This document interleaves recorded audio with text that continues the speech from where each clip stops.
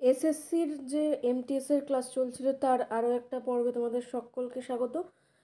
4টা class total হয়েছে, ঠিক আছে? তো সেই ক্লাসগুলোতে টোটাল 77টা যে প্রশ্ন ছিল সেইগুলো কিন্তু আলোচনা করা হয়েছে।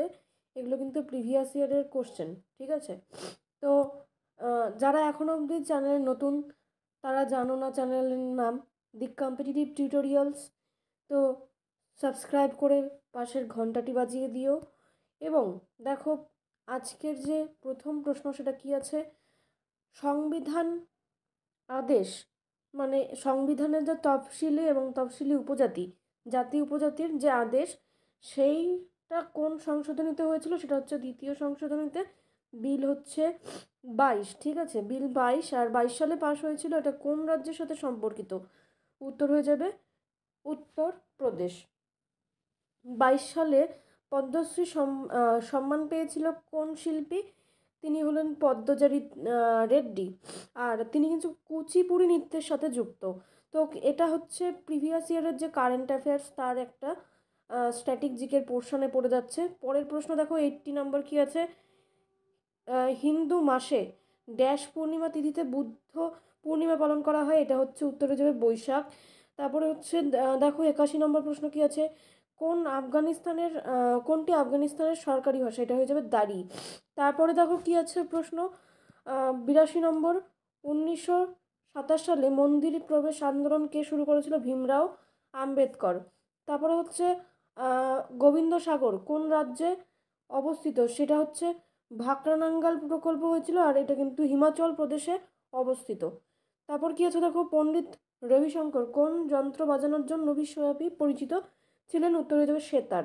এটা কিন্তু বিভিন্ন পরীক্ষা মানে আসে কিন্তু এই ধরনের স্ট্যাটিক জিকের থেকে প্রশ্ন, যে এই ব্যক্তি কিসের সাথে যুক্ত, তিনি, অথবা এরকম সেতারের সাথে যুক্ত শিল্পীরা।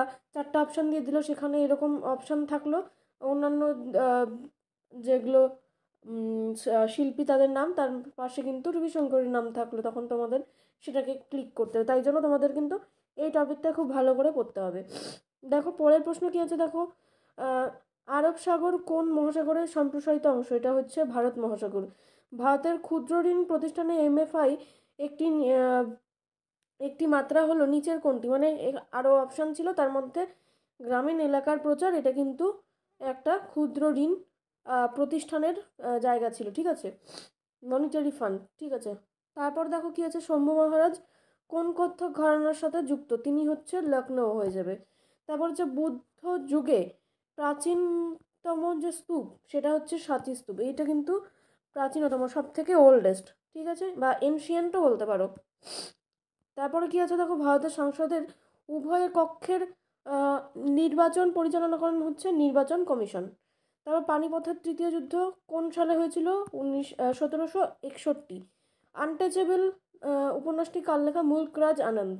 তারপর হচ্ছে নাটওয়ারি নৃত্যের সাথে যুক্ত, মানে নাটওয়ারি কোন নৃত্যের সাথে যুক্ত, মানে মানে কোন নৃত্যের মধ্যে তার নামটা জড়িয়ে আছে? সেটা হচ্ছে কত্থক। তারপর দেখো 93 নম্বর প্রশ্ন কি আছে, বিরসা মুন্ডা হকি স্টেডিয়াম ভারতের বৃহত্তম হকি স্টেডিয়ামগুলোর মধ্যে একটা। এটা কোন জায়গায় অবস্থিত বা কোন রাজ্য? সেটা হচ্ছে উড়িষ্যা। তারপরে হচ্ছে আরেকটা প্রশ্ন আছে দেখো, নির্দেশমূলক যে নীতিগুলি মূলত 3টি বিস্তৃত শ্রেণীতে ভাগ করা হয়েছে, এই 3টির মধ্যে কোনটা তার অংশ নয়? এটা হচ্ছে প্রামাণিক হয়ে যাবে উত্তর, ঠিক আছে? তারপরে কি আছে দেখো, ভারতের কোন দেশকে হারিয়ে প্রথমবারের মতো মহিলা জুনিয়র হকি এশিয়া কাপের শিরোপা পেয়েছে? এটা হচ্ছে হয়ে যাবে উত্তর দক্ষিণ কোরিয়া, ঠিক আছে? তারপর দেখো কি আছে, Sita and illustrated retailing of the Ramayana গ্রন্থটি কে লিখেছে? দেবদত্ত পট্টনায়ক। তারপরে হচ্ছে দেখো 97 নম্বর প্রশ্ন কি আছে, পর্যায় সারণীর গ্রুপ 1-এর নরম যে ধাতু বাতাসের সংস্পর্শে আসার কয়েক সেকেন্ড এর মধ্যেই ম্লান হয়ে যায়, এটা হচ্ছে সোডিয়াম, এটা সোডিয়াম হয়ে যাবে। তারপরে দেখো 98 নম্বর প্রশ্ন কি আছে, মেঘালয়ের উপজাতি ড্যাশ উপজাতি কা সাইদ মসজিদ বা বিজয় নৃত্য একটি যুদ্ধ নৃত্য, যা হচ্ছে কোন উপজাতি উৎসবে পালিত হয়? এটা হচ্ছে খাসি হয়ে যাবে, খাসি উপজাতি। তো গারো খাসি এটা কিন্তু ওই মেঘালয়েরই উপজাতি, ঠিক আছে, এটার মধ্যে উত্তর হয়ে যাবে এই প্রশ্নটার খাসি। নেক্সট দেখো কি আছে, 99 নম্বর প্রশ্ন, পুরুষের হ্যান্ডবলের ওজন কত? এটা হয়ে যাবে 425 থেকে 475 গ্রাম। নেক্সট কি আছে দেখো, একজন সুস্থ রোগী ক্ষমতা এবং আলোর যে আলোতে কম দেখে বা ত্বকের যে সুস্থ ত্বকের জন্য কোন ভিটামিন প্রয়োজন হয়, বা এরকমভাবে তোমরা কোশ্চেনটাকে মনে রাখতে পারো, সুস্থ রোগের সুস্থ রোগ প্রতিরোধ এবং আলোতে দৃষ্টিশক্তি এবং সুস্থ ত্বক, এই তিনটে যে ল্যাক অফ মানে এর অভাব, কোন ভিটামিনের অভাবে এইসব হতে পারে, সেটা হচ্ছে ভিটামিন এ, ঠিক আছে, তো মনে রাখতে হবে এটা। তারপরে 101 নম্বর প্রশ্ন কি আছে দেখো, ব্যাংকিংয়ের ভাষায় সুদ বলতে কি বোঝায়? এটা হয়ে যাবে ঋণ বা আমানতের উপর অর্জিত অতিরিক্ত অর্থের পরিমাণ, ঠিক আছে, সেটা হচ্ছে ব্যাংকিংয়ের ভাষায় সুদ। তো আজকে দেখো এই কয়েকটা প্রশ্ন ছিল, টোটাল কিন্তু 100+ কোশ্চেন আমি করিয়ে দিলাম, ঠিক আছে, 5টা ক্লাসে।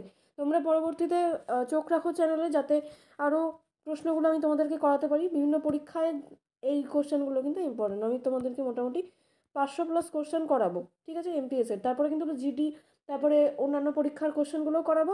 এইগুলো কিন্তু আপকামিং যে এটা এমটিএস এসেছিলো তার জন্য, এমটিএসের জন্য ইম্পর্টেন্ট সেটা কিন্তু নয়।